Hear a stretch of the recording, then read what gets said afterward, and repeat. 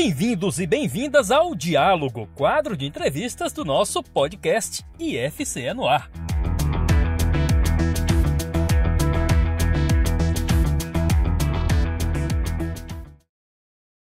Olá, meu nome é Andressa Souza e hoje nós estamos dando seguimento à série de entrevistas sobre os impactos da inteligência artificial. Esta é a quinta entrevista da série que começou em maio de 2023, abordando os impactos da inteligência artificial na educação. Os outros episódios abordaram a aplicação das tecnologias generativas na pesquisa e na inovação, no mercado de trabalho e no mundo dos negócios. Os próximos temas abordados serão as aplicações dessas tecnologias na saúde, na prática de atividades físicas e também nas artes. Todos os nossos episódios estão disponíveis nas plataformas de áudio Spotify, Deezer e Google Podcasts e também no canal do YouTube da TV IFCE. Hoje nós vamos abordar as tecnologias de inteligência artificial atualmente utilizadas pelos pesquisadores do IFCE. Aqui conosco o professor Tomás Maia, que é graduado em Mecatrônica Industrial pelo Instituto Federal do Ceará, nosso egresso, mestre e doutor em Engenharia de Teleinformática pela Universidade Federal do Ceará. Ele tem experiência na área de Engenharia Biomédica, atuando principalmente na área de visão computacional. Além disso, ele é um dos responsáveis pelo Núcleo de Visão Computacional e Engenharia, o NUVEM, um grupo de pesquisas vinculado ao IFCE, dedicado à promoção da inovação por meio de projetos de pesquisa, desenvolvimento e inovação.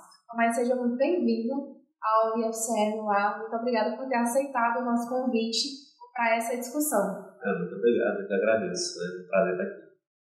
Hoje a gente vai discutir um pouquinho sobre os impactos da inteligência artificial em aplicações voltadas para a saúde.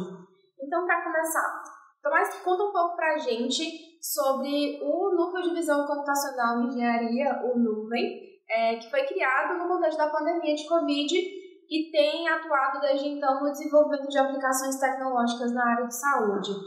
De que forma e quais tipos de inteligência artificial estão sendo utilizadas nessas pesquisas? O NUVEM, oficialmente, ele realmente foi criado na pandemia ali em 2020, 2021, mas a gênese dele vem de muito antes. Eu acredito que ele, assim, a gente que faz o NUVEM, né, nós todos somos professores e pesquisadores, claro, né, mas a gente tem algo em comum que foi o que culminou na criação do NUVEM. A gente passou por um caminho comum de ser ex-aluno do Instituto, trabalhar no mestrado com o mesmo orientador, doutorado com o mesmo orientador, né? Alguns iniciação científica também com o mesmo orientador, então a gente foi trilhando esse mesmo caminho, foi trabalhando nas mesmas áreas e acabou que lá em 2010, por ali, né, ou seja, há muito tempo, a gente tinha estava inserido no meio que todo mundo tinha uma expertise parecida e a gente já começava a trabalhar em projetos, mas não tinha nenhum protagonismo, né? Eram os pesquisadores, desenvolvedores, projetos diferentes, nenhum projeto nosso. E também éramos alunos ainda, né? Ninguém tinha passado no IFCE. Enfim, aí aos poucos foram havendo concursos, a gente foi entrando no instituto, outros entraram no Lab, entraram no UFC, mas todos ali vieram do mesmo canto, né? Eu, falando de mim, né? Eu fui bolsista de iniciação científica por 2 anos com o professor Alzuí. O professor Alzuí, na época, era aluno do professor Cortez, na UFC, que era e ainda é uma referência na área de processamento de imagens, principalmente, sobretudo na área de saúde. Né? Então, a gente seguiu essa trilha do professor Alzuí, do professor Cortez. Quando todo mundo se formou, conseguiu trabalhar em alguns projetos, veio o concurso, muita gente passou, por isso que é comum que aqui no Instituto a gente tenha muitos egressos e muitos egressos que trabalham nessa área. Porque a maioria trilhou esse caminho que eu estou falando. Então foi meio que timing, né? Coincidência, a gente estava lá, concurso, na mesma área, estamos entrando. Então, no final de tudo, depois de tudo isso, a gente resolveu se juntar, não, vamos oficializar, vamos criar aqui um grupo, registrar no CNPq, né? Um grupo registrado no CNPq, e vamos colocar o NUVEM para frente. Né? E daí para frente a gente começou a criar o que a gente já sabia, começou a criar algumas guidelines, né? algumas coisas que a gente precisava seguir A gente já sabia que funcionava e outros que não funcionavam para poder executar projetos de pesquisa e desenvolvimento e a gente consegue estar crescendo cada vez mais. Em relação às tecnologias, né, que você falou, hoje, como o nome diz, a gente tem um viés muito grande com a parte de visão computacional, de processamento de imagem, mas pela nossa formação, a grande maioria é formada em mecatrônica, então pela nossa formação a gente consegue interligar as coisas. Então, tem muito software, tem muito hardware, tem a parte de firmware, tem a parte de... Enfim, a gente consegue interligar tudo, mas de fato o núcleo da coisa é assim, o que é central dos nossos projetos é a parte de visão computacional. Mas o núcleo dos projetos de visão computacional, e a aplicação na saúde não é necessariamente, não está necessariamente dentro das guidelines do grupo de vocês. É só algo que vocês acabaram se dedicando, mas não está necessariamente atrelado ao objetivo do grupo. Né? Vocês não trabalham especificamente só com isso. Isso, o grupo ele não fecha portas, né? Mas, de novo, por termos trilhado esse caminho com o professor Cortez, a gente teve muita experiência com a área de saúde lá na UFC. Então, a gente trabalhou em parceria com médicos, né? Eu, no meu mestrado, eu trabalho em parceria com um médico na área de raio-x, aí já outros trabalhavam com outros na área de tomografia computadorizada. Então, a gente foi conhecendo essa área de saúde, então ficou mais fácil para prospectar projetos na área de saúde. A gente já sabia mais ou menos, tinha alguns canais abertos, e também chegar projeto para a gente, dizer, quem é que mexe com isso aí? Não, tem um pessoal ali que já mexe com isso, que já mexeu com isso. Então, foi meio que natural. E agora, né, no ponto que a gente está sendo agora, um fato legal é que os próprios médicos estão indicando a gente para os médicos. Então, a gente teve, já falando aqui de projetos, a gente teve um projeto com um oftalmologista aqui de Fortaleza que indicou a gente para um oftalmologista da Paraíba. E aí fechamos esse projeto que já foi concluído e ocorreu tudo bem. Agora virando um grande... Quem indica, né? Isso, deu certo, agora a gente vai continuar expandindo os projetos para outras. Agora, muito bacana, né? Que tenha conseguido sair do Ceará também, né? Com certeza. E aí, no site do Nuvem, a gente encontra um portfólio com esses projetos, né? E alguns deles chamam a atenção, principalmente o de colonoscopia virtual. Você acha que atualmente as tecnologias de IA são indispensáveis para o processamento de exame de imagem? Essa é uma ferramenta que tem se desenvolvido para auxiliar nos diagnósticos feitos por humanos, ou essas ferramentas já estão conseguindo fazer os próprios diagnósticos só para serem confirmados pelo especialista humano? Porque às vezes a gente vai falando... tendo uma imagem de fora, tendo uma visão de fora de quem não é da área, muita coisa vai parecendo que é ficção científica. Mas às vezes a ficção científica ela já está muito próxima da nossa realidade, a gente que não está percebendo ainda, né? Então a gente já chegou nesse ponto. Você acha também, foram muitas perguntas agora, né? Mas que a pandemia contribuiu para impulsionar especificamente essa relação de tecnologia com a área da saúde? Deixa eu primeiro comentar sobre o projeto. Esse projeto de colonoscopia virtual foi um projeto que ele já começou a seguir as guidelines da gente, né? Assim, o que é o Nuvem em si? Ele é formado por pessoas, então a gente tem gente, digamos assim, credenciada no Nuvem, mas mais do que isso, hoje a gente já está credenciando laboratórios. Hoje a gente tem uma parceria com o LEA, que é lá de Maranguape, Laboratório de Eletrônica e Informática Aplicada. Temos uma parceria com o LIA, que é um laboratório de inteligência artificial de Fortaleza. Para quê? Não é que os pesquisadores de lá sejam Nuvem, eventualmente serão, mas é para que, segue esse roteiro aqui, que a gente já validou, que a gente vem aprimorando, que dá certo nos nossos projetos. Então, o projeto de colonoscopia, ele meio que foi isso, né? Já foi um teste que a gente vem fazendo, um projeto que já foi concluído, não lembro agora o ano. Um outro ponto que é importante falar, não é porque eu sou atualmente coordenador do Nuvem, não é por isso que eu preciso participar de todos os projetos, muito menos coordenar. Então, esse de colonoscopia não participei ativamente, mas é claro que a gente acompanha ali, fica sabendo.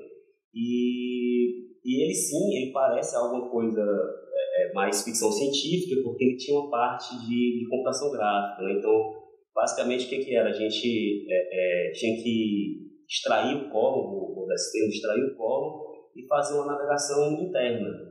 Então, realmente tinha um visual muito bonito. Mas essa tecnologia, ela já, vou chamar de inteligência, ela já está com a gente há muito tempo.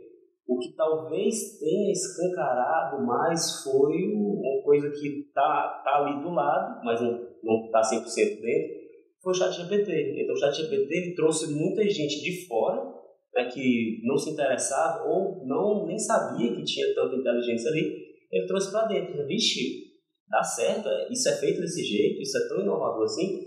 Mas só que o ChatGPT é basicamente texto, né? A parte de imagem que a gente vem trabalhando lá, como eu falei, desde 2009, 10 a 15, eu acho, né, anos atrás, e antes disso ainda, já tem muita inteligência ali. Não é como essa inteligência do ChatGPT, mas já tem muita inteligência ali. E a gente vem aproveitando essa inteligência nos projetos e aprimorando, porque isso também vem sendo aprimorado. Em relação à pandemia, assim, tem várias áreas na saúde que a gente consegue atuar, né? A telemedicina é uma delas. Esse projeto específico da colonoscopia, ele não tem tanta relação com a telemedicina, mas a gente trabalha em outros, né? O próprio IFCE já tem trabalhado em outros laboratórios, com outros pesquisadores, essa parte de telemedicina, o Polo de Inovação tem outros projetos, eu consigo ter essa abertura de falar, porque eu fui coordenador gerente de portfólio dos projetos do Polo de Inovação por 5 anos, então eu tenho uma visão bem ampla dos projetos que passaram por lá até o momento que eu saí, né, que foi no fim do ano passado. Então a gente tem sim projetos de telemedicina. No nosso grupo, eu não estou lembrado se a gente tem especificamente telemedicina, mas a gente percebe, é claro, que a pandemia ela deu uma justificativa a mais para isso. Não só para a parte de telemedicina, de acompanhamento, de sinais vitais do cara em casa e estar sendo acompanhado pelo médico em outro canto e tudo mais, mas também por outros tipos de aplicações bem específicas, coisas até que envolvem imagem mesmo, que é a nossa área. Que o público leigo, a pandemia e o isolamento social fizeram com que a gente fosse forçado a se familiarizar com tecnologias que, se não fosse esse contexto, talvez demorasse muito para a gente saber até que era possível. A telemedicina é um desses, né?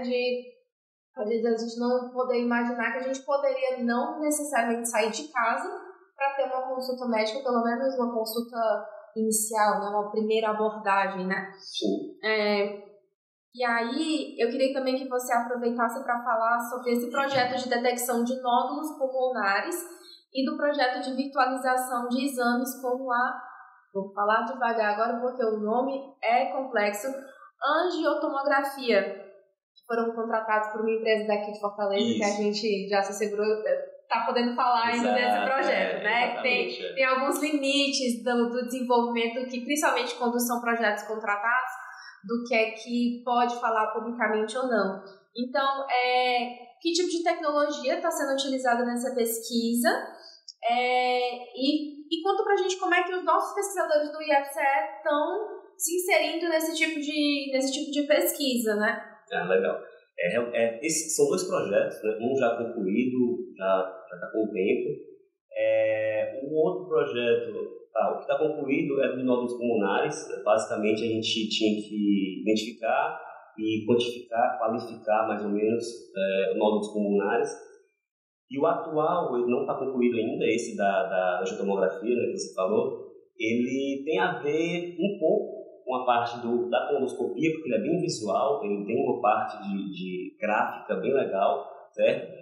E qual é a ideia desse, né? Esse a gente busca extrair vasos a angiotomografia é um exame que você faz normalmente dessa parte aqui, de cima do tórax para a cabeça, né? Que você faz inserindo contraste, faz o exame até bem demorado, bem chatinho, o exame de angiotomografia, e a gente busca evidenciar esses vasos. Eu tento extrair esses vasos e visualizar no navegador, né? Basicamente esse é o objetivo público, digamos assim, do projeto, né? são de um mesmo grupo de empresas, né? Então, é mais um projeto que foi feito uma vez, a empresa gostou e fez de novo, basicamente foi isso. Em relação aos alunos, né? Os alunos, hoje, quem é que faz parte quem é que desenvolve isso para a gente? A gente tem os coordenadores. O coordenador, para coordenar um projeto com a gente, ele tem que ser meio que realmente credenciado, ele tem que já ter participado de algum, ele tem que ter, se for um projeto Embrapi com polo de inovação, ele tem que ser credenciado em polo de inovação também, que é uma coisa que não tem nada a ver com a gente. E quem participa disso? Tendo um coordenador credenciado, a gente normalmente ou escolhe alguns líderes que a gente já conhece, que pode contar com esse cara que é bom, esse cara tem experiência e tudo mais, e a gente sempre abre seleção. A gente sempre está abrindo seleção, a gente vai abrir uma seleção agora para setembro, vai ter um projeto sobre essa semana que vai dar certo, a gente começa agora em setembro.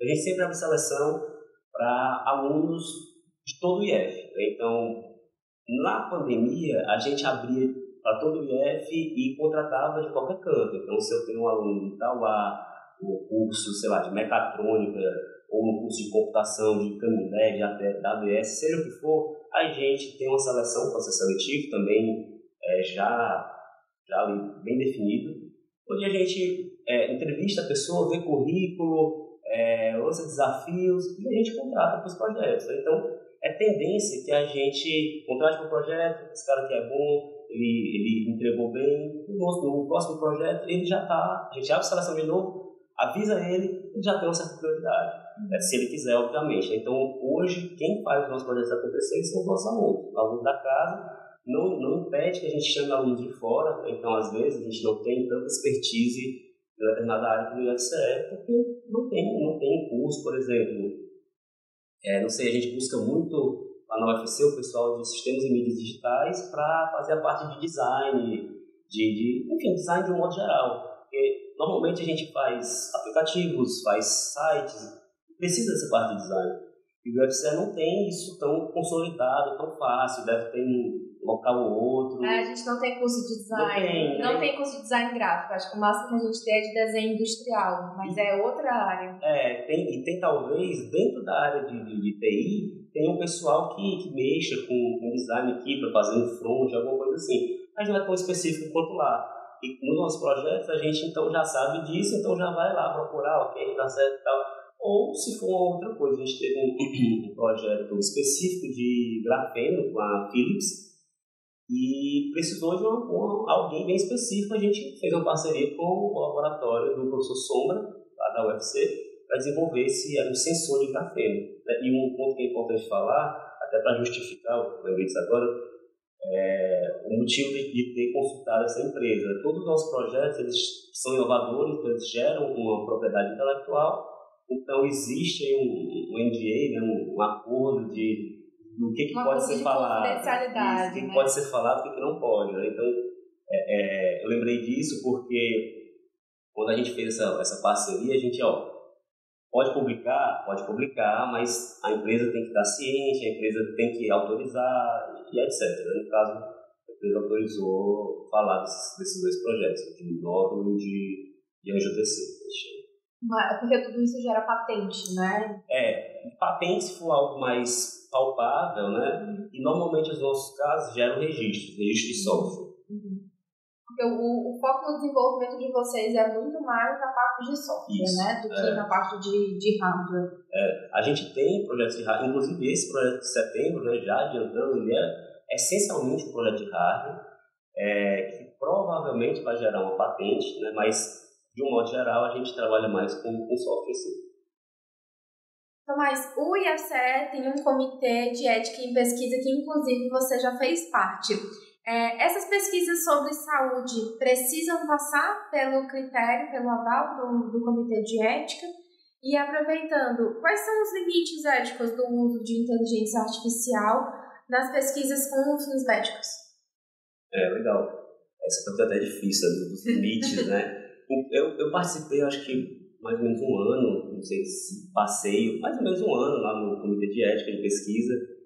Nesse tempo que eu passei lá, não fiz relatoria sobre nada de inteligência, eu não sei se precisava um ano, mas enfim, A maioria das relatorias que chegavam para a gente era coisa de análise sensorial, pessoal de alimento, tal, esse tipo de coisa, né? Então, mas assim, dá até para a gente entender o porquê, né? E respondendo a primeira pergunta, precisa passar? Eu não vou dizer que precisa nem que não precisa, mas normalmente a gente não passa, porque não precisa de fato, certo? Porque assim, precisaria se a gente estivesse trabalhando direto com o hospital. Você é um hospital, eu sou nuvem, então você nos contrata. Mas isso não acontece. O hospital nunca nos contrata. O hospital sempre tem acordos ou contratos com um terceiro, tipo, por exemplo, essa empresa do projeto que eu comentei, né, que teve 2 projetos. Então, o hospital, a clínica, seja o que for, tem um contrato com essa empresa, e essa empresa é uma desenvolvedora de software na área de imagem, essa aqui especificamente falando, né? E essa empresa, sim, contrata o IFCE, contrata o grupo. Então, como essa empresa contratou a gente e ela presta serviço para o hospital, ela já tem algum acordo com o hospital tem os comitês de ética internos, eles já têm alguma base de dados já criada por eles, já antiga, e essa base, em cima dessa base que a gente trabalha. Agora, como aconteceu inclusive no primeiro projeto de nódulos, se a gente for adquirir mais imagens para efeito de teste, validação, seja o que for, aí sim a gente precisa passar no nosso comitê de ética, que foi o que aconteceu, passou no comitê de ética, né? Apesar de eu ter dito que eu nunca fiz relatoria, eu participei desse primeiro projeto e eu que escrevi o projeto para o comitê de ética, para o nosso comitê de ética, né? Porque a gente precisaria de novas imagens. Então a gente passou pelo comitê de ética daqui, foi aprovado e assim, todo projeto que envolve seres humanos tem risco, né? Foi uma coisa que eu aprendi lá no CEP, aqui no CEP, né? Tudo tem risco. Mas nesse caso é um risco muito baixo porque você já vai fazer o seu exame. Então o que eu estou pedindo, eu não estou pedindo para você fazer o exame, eu estou pedindo só para usar as suas imagens. E hoje a gente, voltando para a segunda pergunta, né, os limites. Hoje o que limita talvez a ética, usando BI e informação de modo geral, uma delas, né, seria a parte de privacidade. Então hoje a gente tem a Lei Geral de Proteção de Dados, a LGPD, e ela já limita muita coisa. A gente fez um projeto em parceria com a Siemens em 2020, foi logo assim que começou a pandemia, 2020, foi, esse eu lembro bem, março de 2020. Parceria com a Siemens, que a gente precisava, não tinha nada a ver com imagem, mas tinha a ver com inteligência, com mineração de texto, mineração de dados, e a gente precisava de laudos médicos. E a gente tinha uma parceria, a Siemens tinha uma parceria com o Hospital das Clínicas da Faculdade de Medicina da USP, e a gente precisava de uns dados que estavam lá.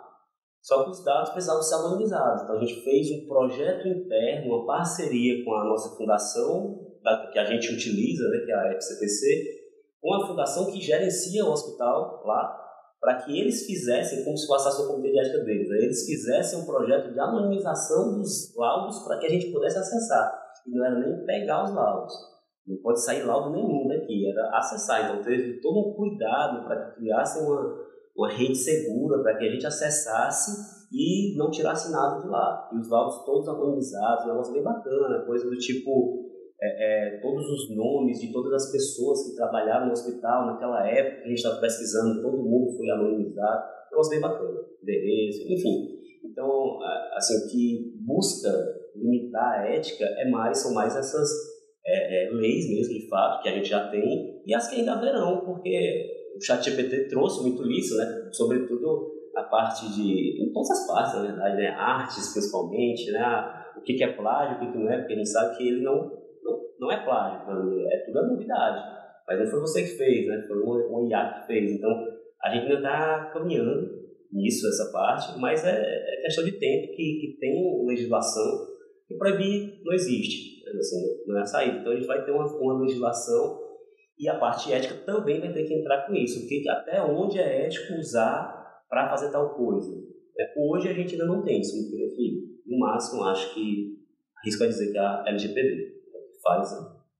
À medida que a tecnologia vai se desenvolvendo, a legislação e a regulamentação Exato. Vai acompanhando, né? Mas não vai à frente da tecnologia. A legislação vai seguir, né? Vem atrás, né? À medida do que os futuros problemas apareçam, é que vai suscitar, precisamos rever isso daí. muito do... A gente já teve uma discussão, a gente já fez um diálogo sobre as relações do mercado, os impactos da inteligência artificial no mercado de trabalho, nas relações de trabalho. A gente debateu muito sobre isso, né, de substituição de postos de trabalho, ou no campo das artes, de utilização do que é a propriedade intelectual, o que é direito autoral, quando você utiliza uma ferramenta de IA, mesmo que seja como base, para a partir daquilo você desenvolver um projeto próprio.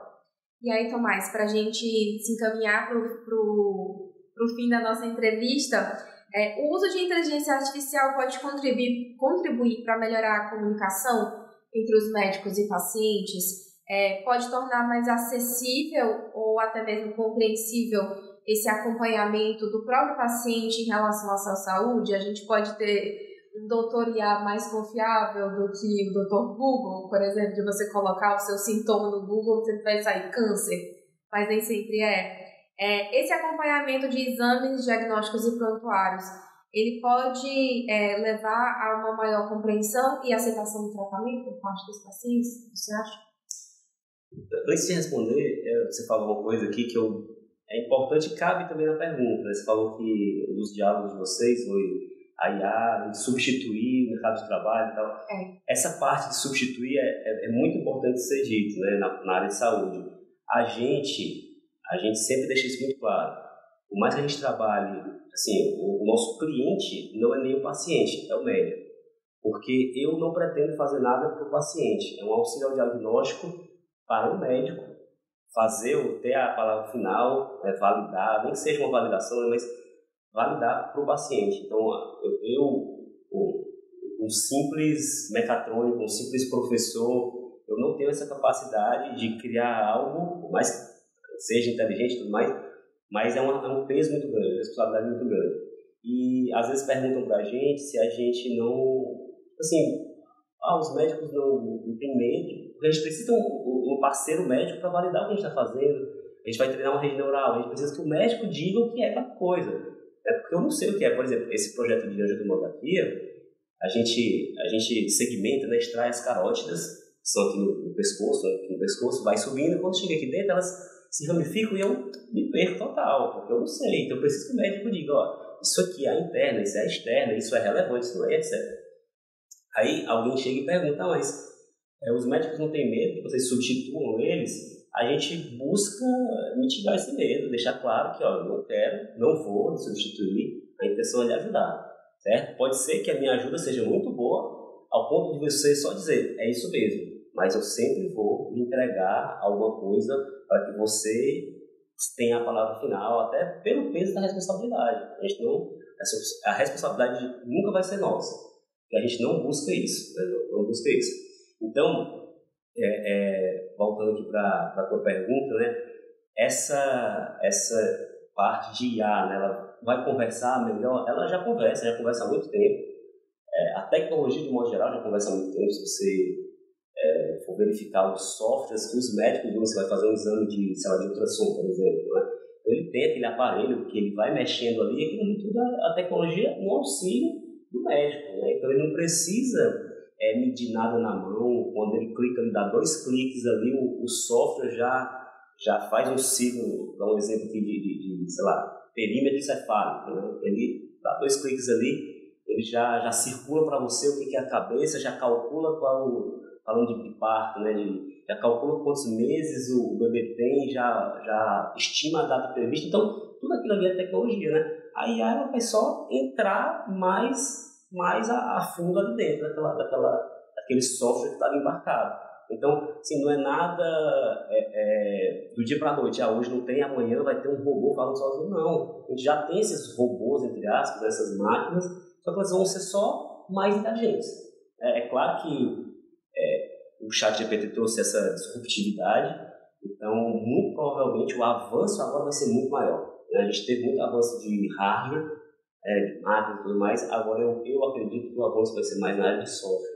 E software especificamente na parte de inteligência. Então isso é que deve dar uma guinada que talvez o usuário final não perceba.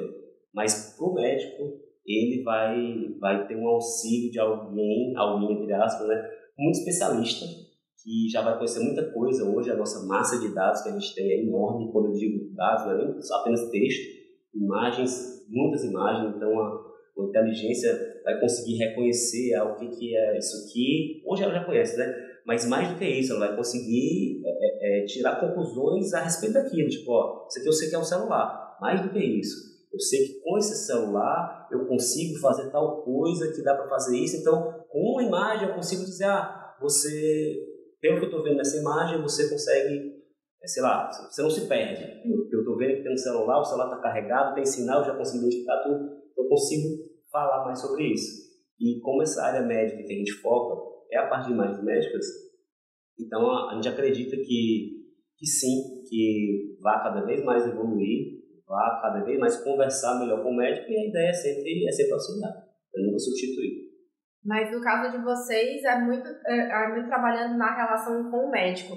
A relação com o paciente ainda é médico-paciente. Então, a IA não vai interferir nessa assimilação de diagnóstico, de acompanhamento de tratamento. O desenvolvimento dessas tecnologias na área de saúde é muito mais para o outro lado, para auxiliar o médico e não interferir com o paciente, é isso? Exato. Tanto que o próprio ChatGPT, o Google, assim, é muito inteligente, mas é um mecanismo de busca. Se você buscar sintomas, invariavelmente vai dar câncer, né? O ChatGPT, se você buscar sintomas, ele vai estar um bloqueio ético. Ele vai dizer, eu não posso, eu sou inteligência, eu tenho limites, digamos assim, que a gente tenta burlar, mas ele é gato e rato, né? Você tenta burlar e ele tenta não permitir, mas ele tem, sim, os seus bloqueios éticos. E ele falha também, ele tem erros. Ele não foi feito, o ChatGPT não foi feito para isso. Mas se você usar, ele tenta lhe bloquear, se você colocar, eu estou com sintoma disso. O que é isso? Ele não vai dizer. Aí você tenta pular, suponha que eu tenho esses sintomas e tal.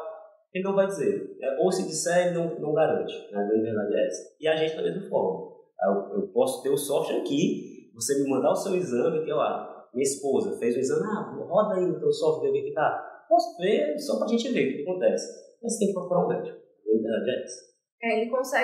Esses softwares não vão conseguir identificar melhor um nódulo, uma coisa que aparece, mas interpretar o que está aparecendo naquela imagem ainda é responsabilidade única e exclusiva do profissional médico humano habilitado para aquilo, né?